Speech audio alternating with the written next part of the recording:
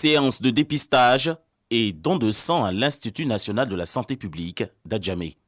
Nous sommes à la célébration de la journée mondiale de lutte contre la drépanocytose. En Côte d'Ivoire, plus de 10% de la population est porteuse du gène drépanocytaire.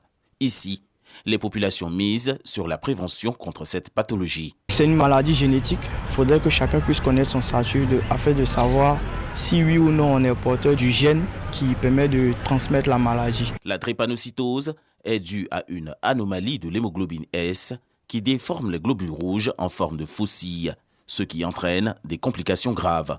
Sans prise en charge, ce sont entre 50 et 75% des enfants atteints qui décèdent avant 5 ans dans le pays. L'heure est à la mobilisation.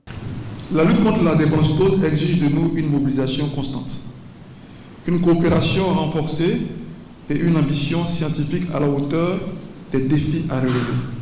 Chaque année, 6 000 à 8 000 enfants naissent avec la maladie selon le ministère de tutelle, à travers le Programme national de lutte contre les maladies métaboliques.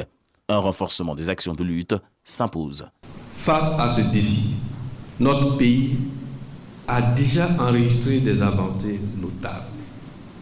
Néanmoins, malgré ces obstacles majeurs qui freinent nos avancées, notre détermination reste intacte. La journée mondiale de lutte contre la drépanocytose met l'accent sur la mobilisation de la société civile, le dépistage précoce et l'amélioration de l'accès au traitement.